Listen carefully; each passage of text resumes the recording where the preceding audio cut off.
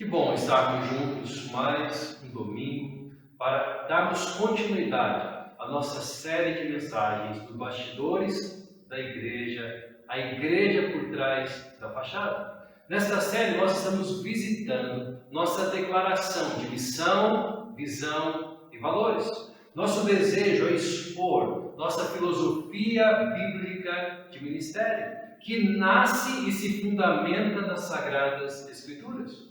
Hoje conversaremos sobre o nosso terceiro valor, que é relevante. Mas o que significa ser igreja relevante? Ser igreja relevante é ser uma igreja indispensável, tanto para os de fora como para os de dentro, tanto para os iniciados da fé cristã, aqueles que já são discípulos de Jesus, como aqueles que ainda não foram iniciados na fé cristã, que ainda não se renderam a Cristo Jesus como Senhor e Salvador de suas vidas. Mas de onde vem? De onde vem este nosso ousado desejo de relevância? Esse desejo emana do nosso senso triplo de vocação. E para conhecer nosso senso triplo de vocação, quero te convidar a se ajeitar aí no seu assento e curtir nossa viagem pelas páginas das Escrituras Sagradas, descendo comigo no que eu vou chamar de estação Adão, estação Abraão e, por último, na estação Jesus. Na estação Adão, vamos parar um pouquinho, pois nela se encontra nossa primeira vocação, nosso primeiro chamado: ser comunidade de serviço. Ser comunidade de serviço. Eu quero ler com você livro do Gênesis, capítulo 2. O trecho está entre o verso 4 e o verso 15. Não vou ler na íntegra, mas vou ler a partir do verso 4 e nós vamos terminar lá no verso 15, saltando algumas partes que depois, cuidadosamente, você pode investigar e ler aí na sua casa, onde você estiver.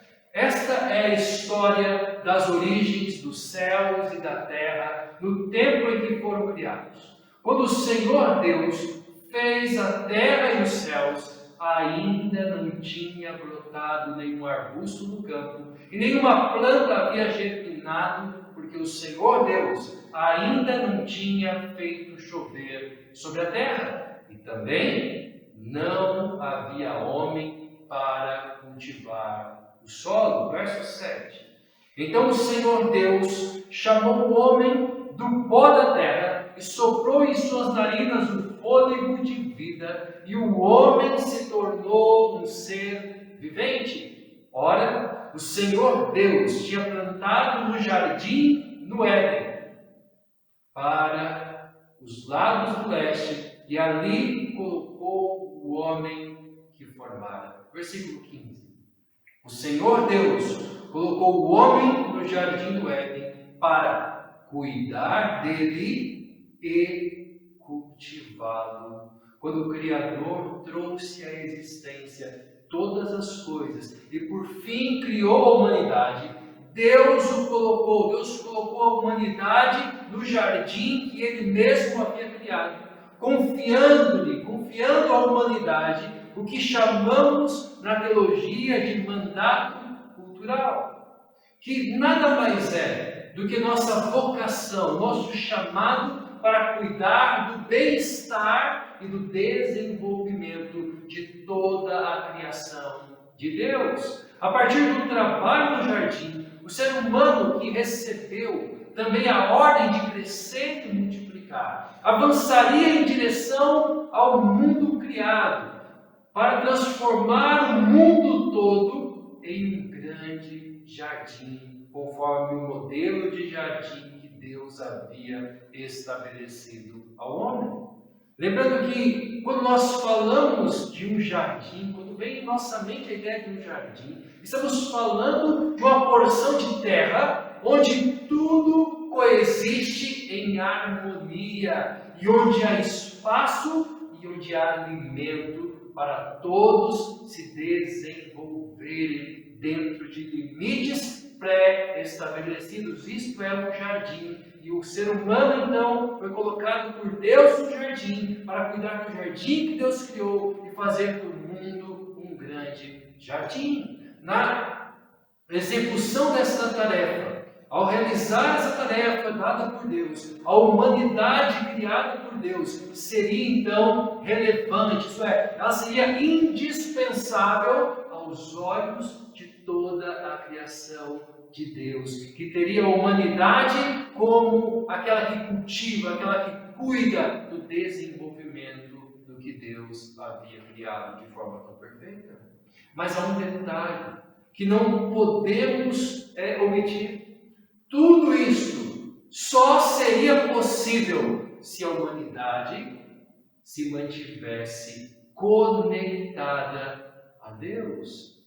O ser humano fazendo essa gestão, esse cuidado, esse cultivo, para que tudo coexista e o mundo seja um grande jardim, só seria possível conectado ao autor da vida, conectado ao Criador.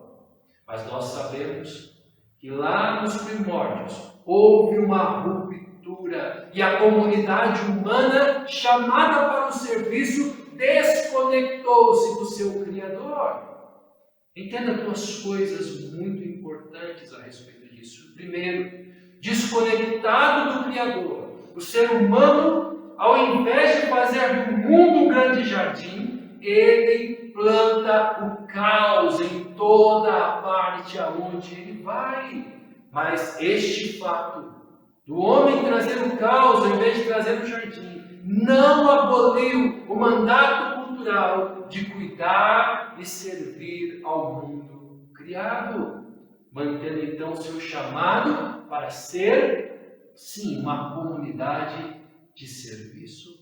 Segundo, desconectado do Criador, o ser humano, ao invés de fazer do mundo um grande jardim, ele planta o caos em toda parte, mas após poupar a humanidade de dois eventos catastróficos, o dilúvio que dizimou a humanidade, boa parte da humanidade, a Torre de Babel que dividiu a humanidade, depois de pouparmos desses eventos, Deus vai ao encontro de um homem chamado Abraão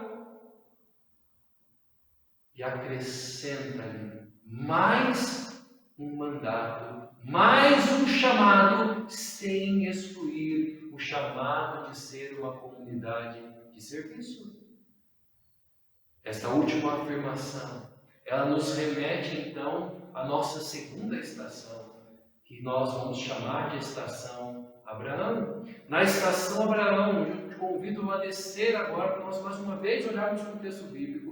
Nossa segunda parada, nós vamos encontrar o nosso segundo chamado, nossa segunda vocação, que é ser comunidade de contraste. Na primeira parada, descobrimos que nós somos chamados para ser comunidade de serviço. Nessa segunda, veremos que somos chamados para ser comunidade de contraste. Leia comigo Gênesis, capítulo 12, verso 1 a 3. Então o Senhor disse a Abraão: saia de sua terra, do meio dos seus parentes, da casa do teu pai, e vá para a terra que eu lhe mostrarei. Farei de você um grande povo e o abençoarei. Tornarei famoso o seu nome e você será uma bênção. Abençoarei os que te abençoarem e amaldiçoarei os que te amaldiçoarem. E por meio de você, todos os povos da terra serão abençoados. Em Abraão, Deus decide abençoar todos os povos da terra, chamando Abraão para formar, a partir dele, um povo exclusivamente seu, que viveria em meio às nações como uma comunidade de contraste. Na medida em que Abraão se conectasse à missão de Deus, sua vida ganharia relevância aos olhos de todas as nações e na história da salvação que Deus está efetivando. Todavia, isto exigiria de Abraão o abandono de sua zona de conforto e do seu porto seguro. Seria necessário sair de onde estava em direção ao desconhecido. Como diz lá no verso 1, saia da sua terra, daquilo que é comum, daquilo que traz segurança para seus parentes, sua casa, e vá para a terra que eu lhe mostrarei. Vá para um lugar que é desconhecido para você, mas que eu te mostrarei. Abraão disse sim ao chamado de Deus, e Deus formou, a partir dele e de Sara, sua esposa, uma nação de sacerdotes, profetas e reis. Uma nação de sacerdotes, profetas e reis. Guarde bem estes 3 ofícios que marcarão a nação de Israel. Qual era o ofício de um sacerdote? Seu ofício era falar diante de Deus, pelo povo e em nome do povo.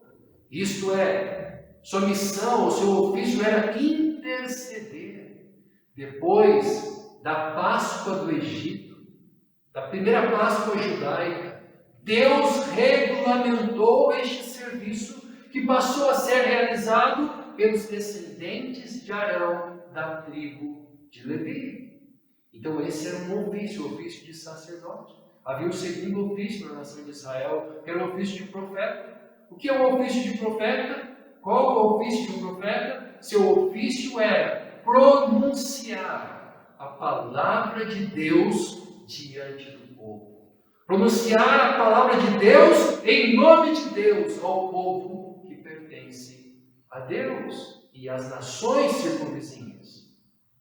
Tínhamos também a figura do rei. E qual era o ofício do rei? O rei, seu ofício era promover justiça, paz e alegria, através da manutenção e criação de estruturas socioeconômicas e políticas saudáveis, geradoras de vida e não geradoras de morte.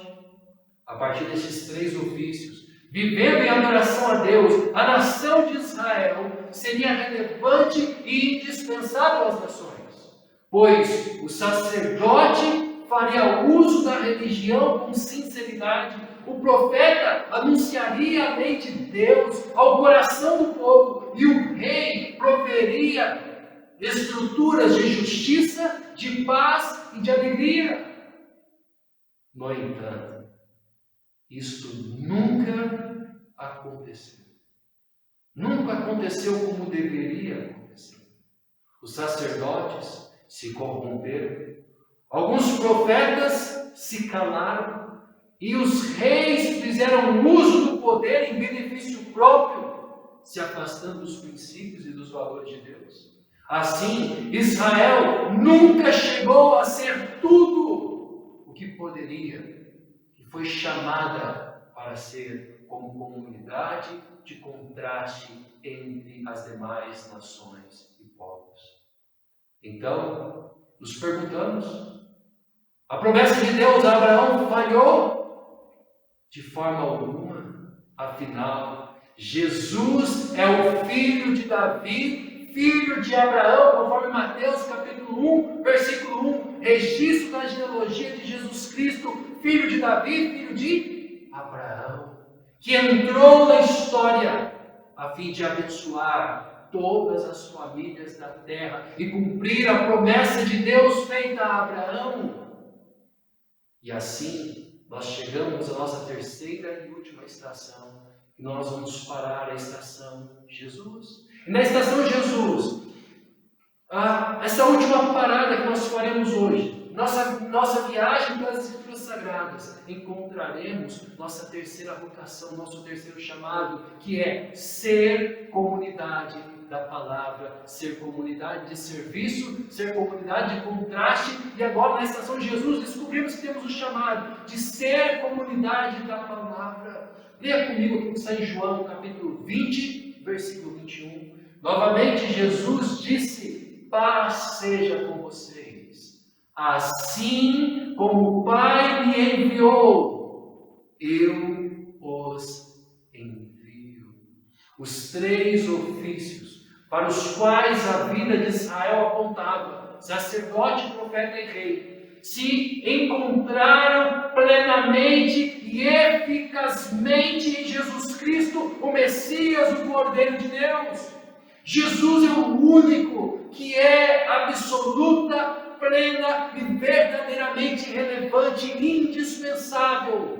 Pois como escreveu o apóstolo Paulo na sua carta aos Efésios, capítulo 1, versículo 9 e 10, e Deus, no caso, nos revelou o mistério da sua vontade, de acordo com o seu bom propósito que ele estabeleceu em Cristo. Qual era esse mistério, qual era esse bom propósito estabelecido em Cristo? Versículo 10, isto é, de fazer convergir em Cristo todas as coisas, celestiais ou terrenas, na dispensação da plenitude dos tempos. No momento perfeito, Jesus entra na história, porque é em Jesus que todas as coisas convergem, e Ele sim é o único, totalmente, plenamente indispensável.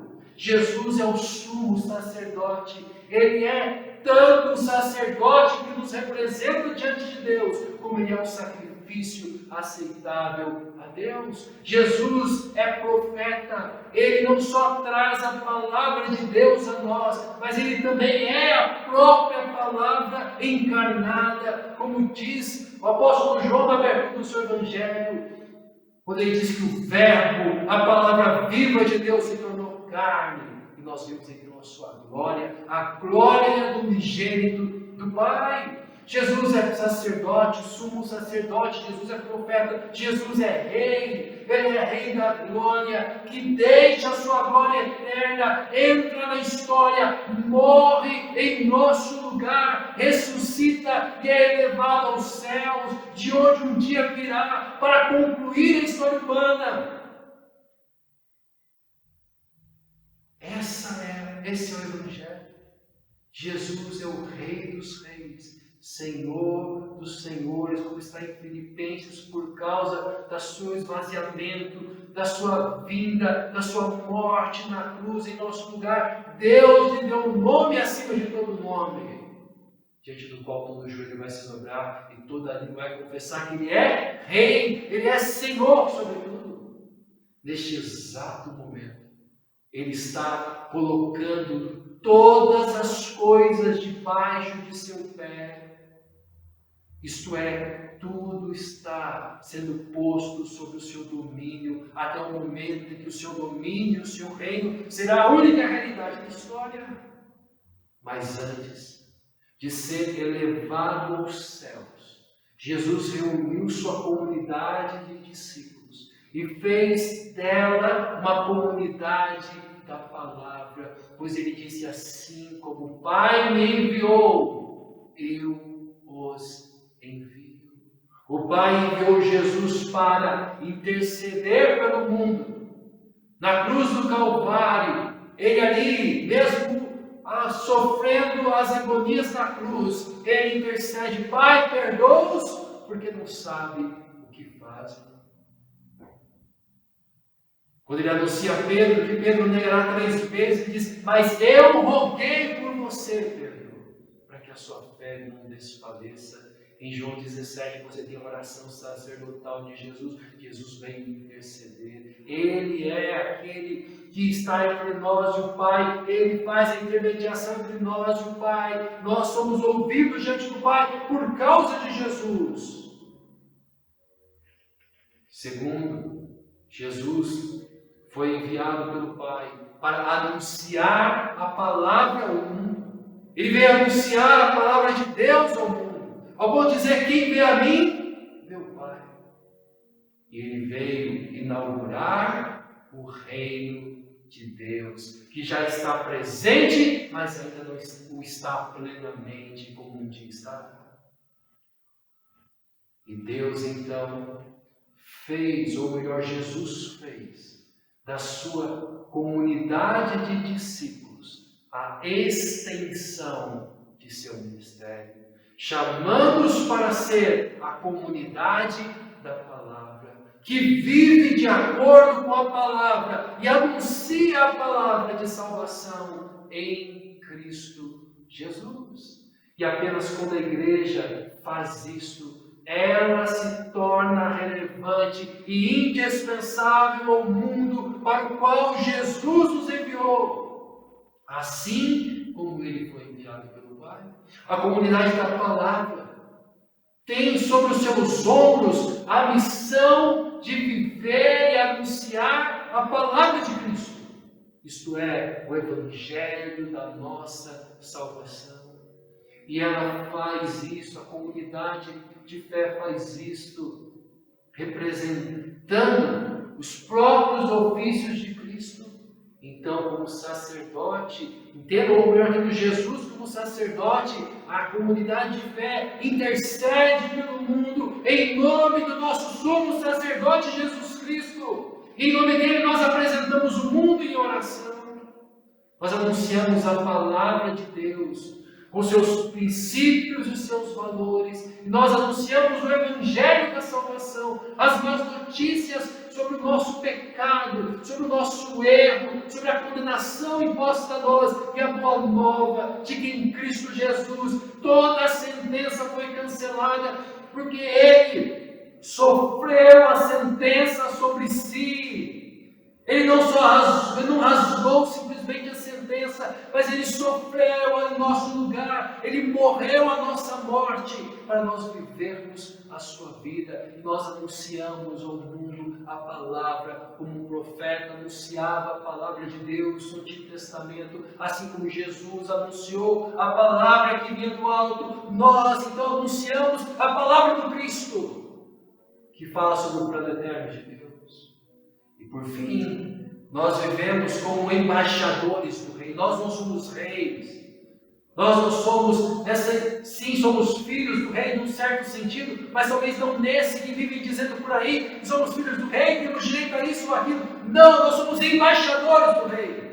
Então, sendo embaixadores do Rei, nossa opinião não é mais a nossa opinião. Precisamos ter a opinião do Rei, precisamos pensar como o Rei pensa, precisamos seguir os passos do Rei, daquele que nós aprendemos a chamar de Senhor. É a voz do Senhor Jesus que tem que ser ouvida através de nossa boca e através de nossa vida. Ser comunidade da palavra não nos permite abdicar dos outros dois chamados. Os outros dois chamados que nós já apresentamos anteriormente. O chamado para ser comunidade de contraste e o chamado para ser comunidade de serviço. O projeto de Deus é que sejamos uma comunidade relevante e indispensável, que serve ao mundo, que é contraste no mundo e que anuncia ao mundo a palavra de Deus, o Evangelho de nossa salvação. O apóstolo Paulo escreve a sua carta a Tito, no capítulo 2, versículo 14, diz assim: Ele, isto é Jesus, se entregou por nós a fim de nos remir de toda a maldade e purificar para si mesmo um povo particularmente seu, dedicado à prática de boas obras, que não só pratica as boas obras, como nós podemos ver em muitos outros lugares, que também anuncia o Evangelho de nossa salvação, o Evangelho que fala das más notícias sobre nós e que traz a boa notícia de Deus revelada em Cristo Jesus, o nosso Senhor. Resumindo, em Adão somos chamados para cuidar e cultivar, para ser a comunidade do serviço, para cuidar e para cultivar o mundo que Deus criou, mas em conexão com Deus. Porque todas as vezes que tentamos fazer algo que Deus nos mandou, sem Deus, caímos em exageros, ou caímos então a viver de maneira parcial aquilo que precisa ser vivido. Então, em Adão, nós somos chamados para ser a comunidade de serviço, cuidando e cultivando o mundo criado em conexão, em submissão a Deus. Em Abraão, nós somos chamados para viver de forma tal para Deus, que as nações se sintam convidadas a adorar a Deus conosco, e assim nós somos uma comunidade de contraste, que não se isola, que não se fecha, que não se esconde, mas que está presente no mundo, vivendo de uma forma que é um contraste entre aquilo que se tem como senso comum em muitos momentos e que convida então as nações à adoração, porque somos uma comunidade de contraste.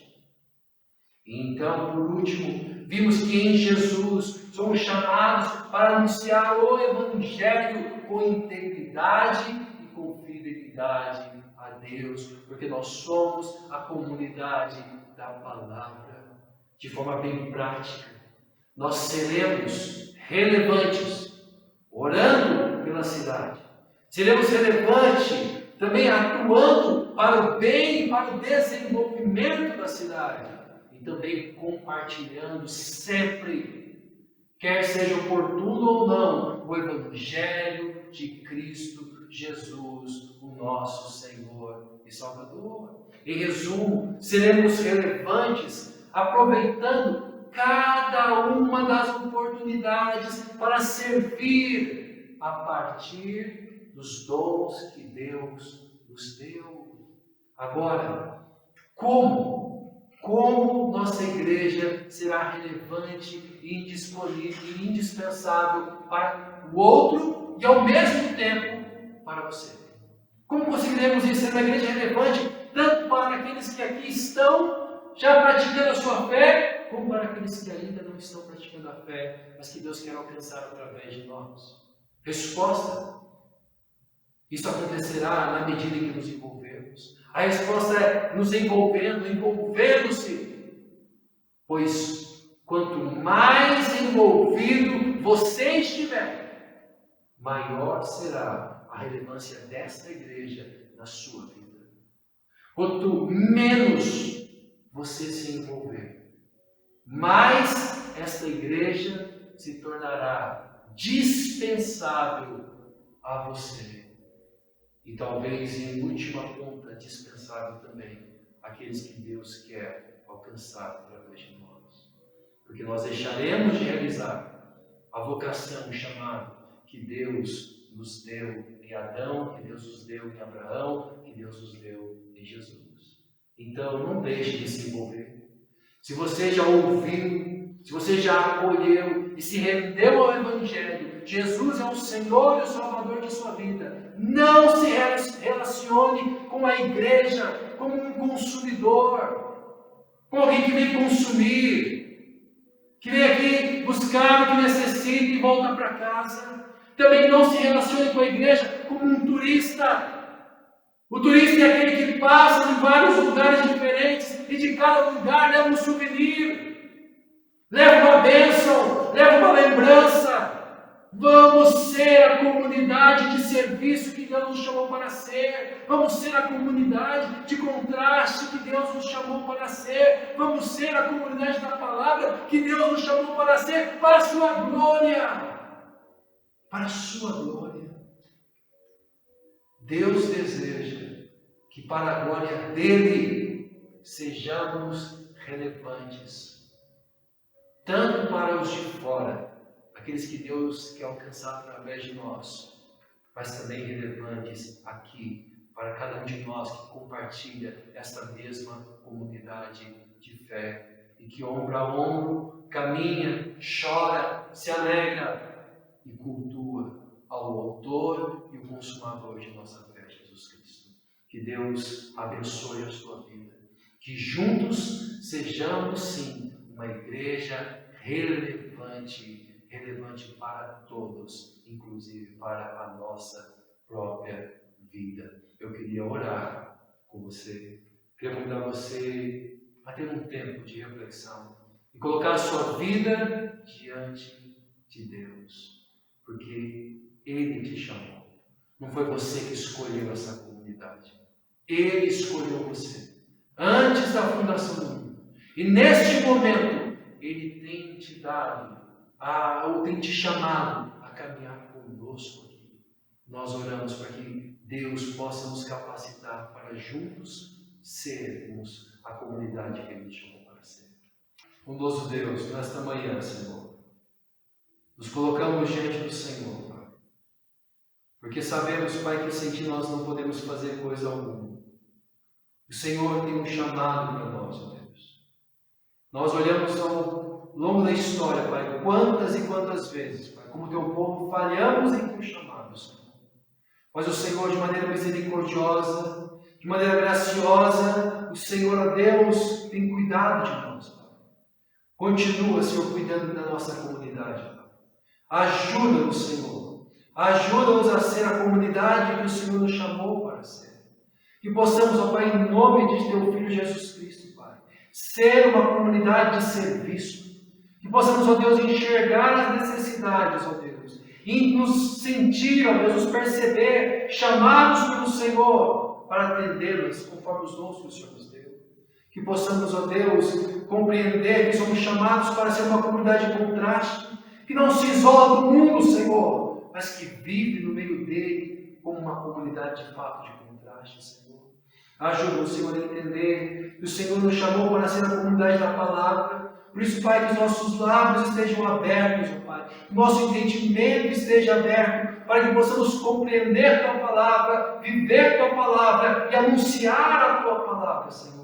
Para que muitos creiam, para que muitos se rendam e se unam, ó Deus, a nós. Para que possamos, ó Deus, ser cada dia mais uma comunidade de fé relevante para a Tua glória e para o Teu louvor. Porque, Senhor, sem Ti nada podemos. Tu és, ó Deus, aquele que é totalmente indispensável. Sem Ti nada existe. Sem Ti, ó Pai, nada somos. Por isso, Pai, supre-nos de Tua presença, de Teu amor e de Tua graça, do Teu perdão, para que possamos, ó Deus, caminhar como discípulos, amados como discípulos, ó Deus, que Te servem para a Tua glória, em nome de Cristo Jesus. Amém e amém. Que Deus abençoe o domingo, que Deus abençoe a sua vida, que juntos às 19 horas possamos nos reencontrar para cultuarmos ao Deus de nossa salvação.